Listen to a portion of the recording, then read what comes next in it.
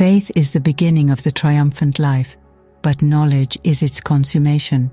Faith reveals the way, but knowledge is the goal. Faith suffers many afflictions, knowledge has transcended affliction. Faith endures, knowledge loves. Faith walks in darkness but believes. Knowledge acts in light and knows. Faith inspires to effort. Knowledge crowns effort with success. Faith is the substance of things hoped for. Knowledge is the substance of those things possessed. Faith is the helpful staff of the pilgrim. Knowledge is the city of refuge at the journey's end. Without faith, there will be no knowledge, but when knowledge is acquired, the work of faith is finished.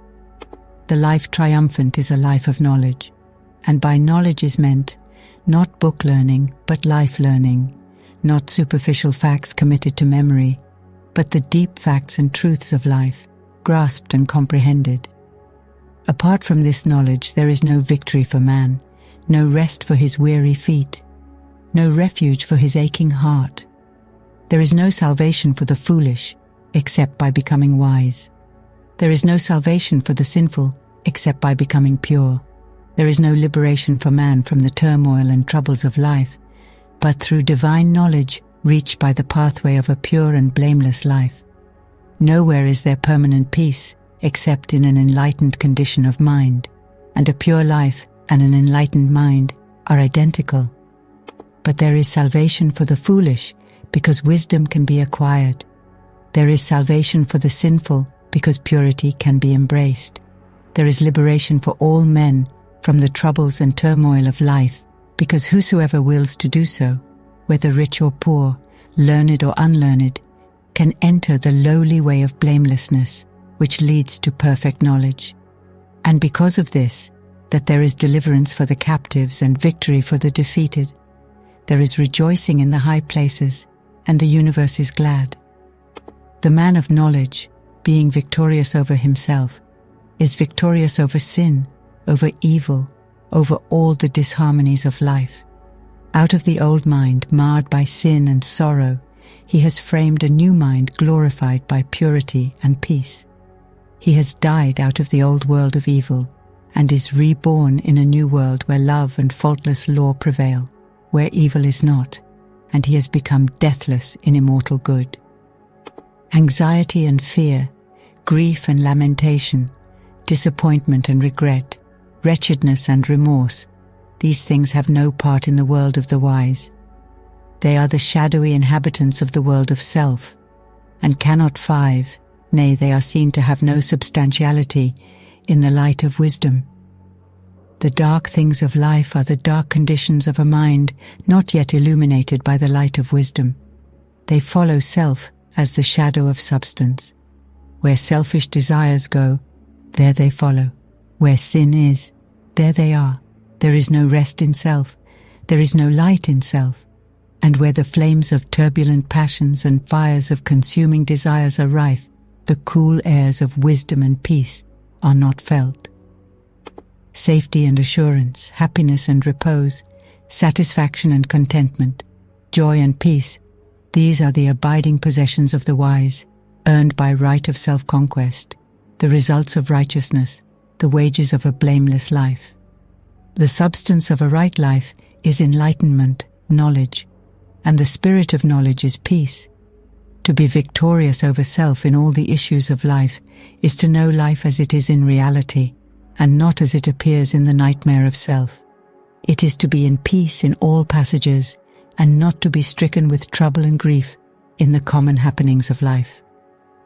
As the ripe scholar is no more troubled by incorrect work and lessons imperfectly done, and the painful reproof and punishment formerly inflicted by his teachers are left behind forever, so the perfected scholar in virtue, the wise man and woman, the enlightened doer of righteousness, is no more troubled with wrongdoing and folly, which are merely the imperfectly accomplished lessons of life, and the scourging of sorrow and remorse have passed away forever. The skilled scholar has no more doubt or fear concerning his ability. He has overcome and dispersed the ignorance of his intellect. He has attained to learning, and he knows that he has attained. And he so knows because, having undergone innumerable tests in the forms of lessons and examinations, he has at last proved his skill by passing successfully through the severest tests of scholarship.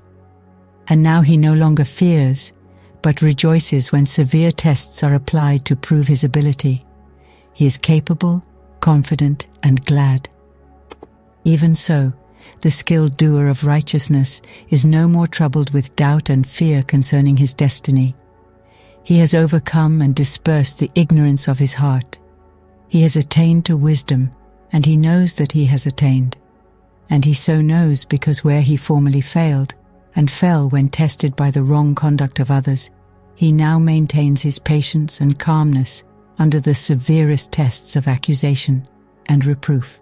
Herein is the glory and victory of divine knowledge, that understanding the nature of deeds, both good and bad, the enlightened doer of good deeds no longer suffers through the bad deeds of others. Their actions towards him can never cause him pain and sorrow, nor rob him of his peace. Having taken refuge in good, evil can no more reach nor harm him. He returns good for evil, and overcomes the weakness of evil by the power of good. The man who is involved in bad deeds imagines that the bad deeds of others are powerful to do him injury, and are filled with grievous harm against him.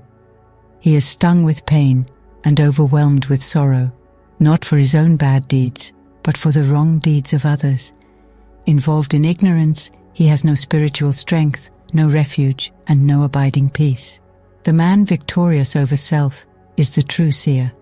He is not the seer of spirits or supernatural phenomena, for such seeing is narrow and illusory.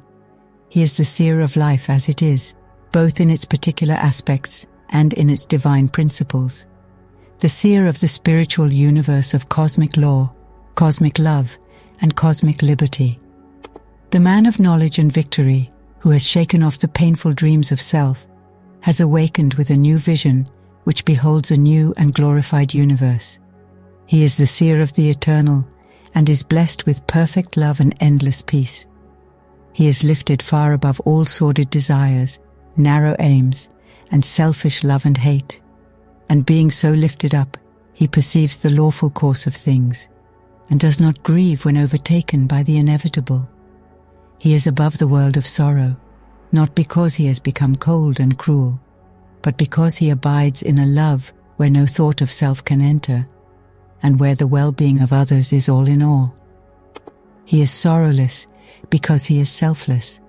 He is serene because he knows that whatever he receives, it is good, and whatever is taken from him, that also is good. He has transmuted sorrow into love, and is filled with infinite tenderness and abounding compassion. His power is not violent, ambitious, worldly, but pure, peaceful, heavenly, and he is possessed of a hidden strength which knows how to stand and when to bend for the good of others and the world. He is a teacher, though he speaks but little. He is a master, yet he has no desire to rule others. He is a conqueror, but makes no attempt to subdue his fellow men. He has become a conscious instrument for the outworking of cosmic law, and is an intelligent, enlightened power directing the evolution of the race. At this, the beginning of a new epoch, let the good news again go forth throughout the world that there is purity for the sinful, comfort for the afflicted, healing for the broken-hearted, and triumph for the defeated. In your heart, stained as it is with sin and torn with conflicting desires, there is a place of power, a citadel of strength. You are the dwelling place of the supreme good, and the scepter of victory awaits you. Deep in your consciousness is the high seat of empire.